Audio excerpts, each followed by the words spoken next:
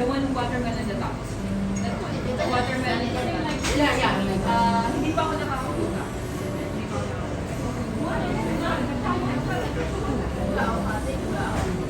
Anything else, ma'am? Okay. No, it's not really. Oh, nandito ako. Okay.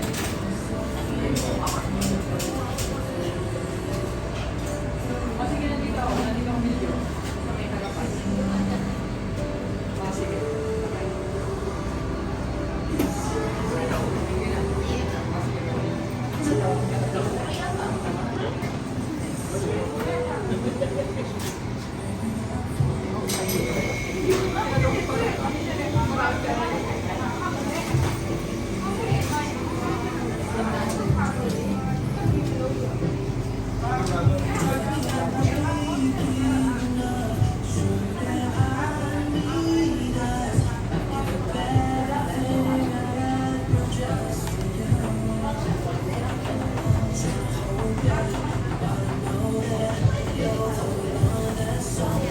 Pa-express na natin.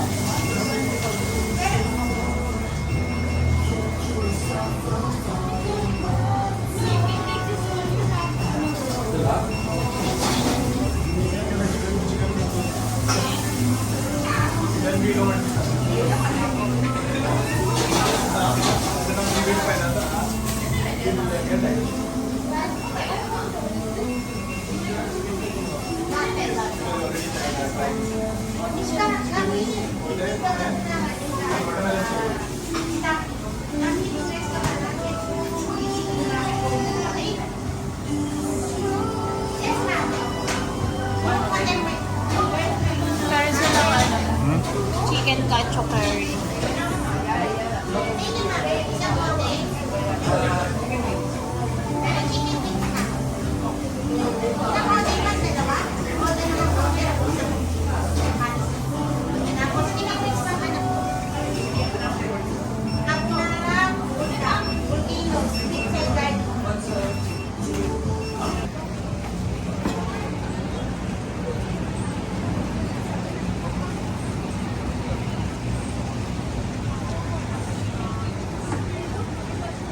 Okay.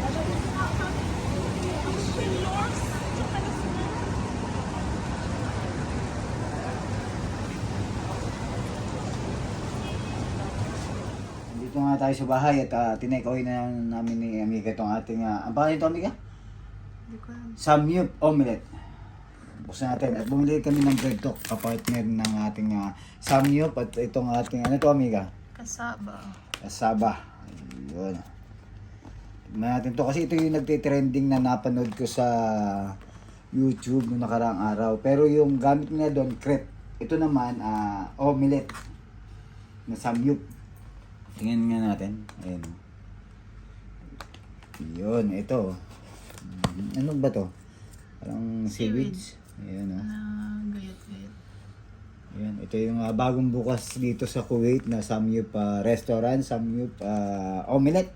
At ito nga yung ulitin ko, yung nagtetanin sa Pilipinas, pero crepe yun na kinain niya. Isang malaki, kaya sabi ko ay may katikman natin. Omelette, tas ano pa laman? Na? Noodles. Ito. Noodles. Oh, ito, noodles to. Yan Ito. naman, omelette samyup. Omelette Samyup naman Sa to. ibabaw yung omelette. Pero kunin natin yung kutsarang pa. Para medyo kayang-kaya natin.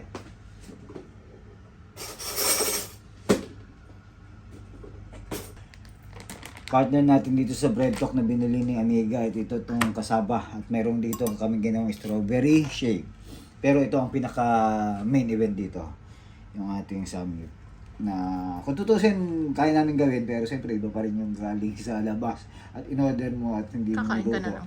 At kakain ka na lang. At saka siyempre may niligay siya dito mga parang yung iba Extra wala sa sauce. bahay, di ba? Katulad ng parang, ayun ko, parang Extra cheesy, cheese sauce. seaweed, extra cheese, at saka kung ano pa. Tikman natin.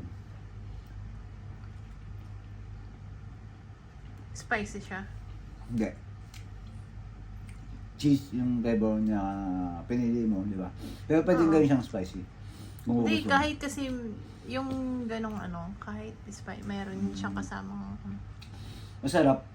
Kasi nga cheesy, tapos yung medyo may konting alat gawa na sa seaweed. May konting tadyak o sipa lang ng anghang. Pero konti lang naman. pero Ito pa. lasa yung Mm. naman. Pero masarap. Ito pa. Ayun, no? Mainit Ito pa. yung, oo. Ito yung seaweed niya. Yan yung nagpasarap sa kanya. Ito yung dagdag alat eh. Tapos ito may hotdog pala siya, oh. Ayan, oh. May hotdog. May hotdog sa loob. Ayan. Tignan natin. Trending Pinas. Siyempre nakikiuso ang mga taga-Kuwait. Katulad nga yung kay Neneng B, meron din dito. Lahat ng nagtitrend sa Pilipinas. Kaya siyempre, gagayahin natin ng dito sa Kuwait, yung mga taga-Kuwait. Atin to. Mga amigo't amiga.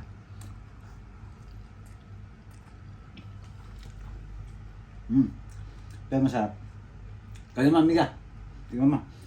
Harap, at hanggang dito na siguro ang ating video. At sana nagustuhan nyo yung ating bagong discovery at masarap na kaya. Masarap to. Try nyo kung taga-Kuwait kayo, try nyo to.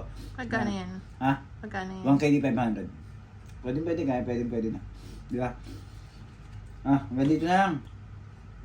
Sabi nga natin, pwede naman gawin sa bahay pero may kakaiba siyang sarap. Meron din naman silang binidyohan mo naman yung menu nila. No? Kasi meron din binidyohan ko silang iba. chapcake, meron din silang pad thai. Korean restaurant kasi siya.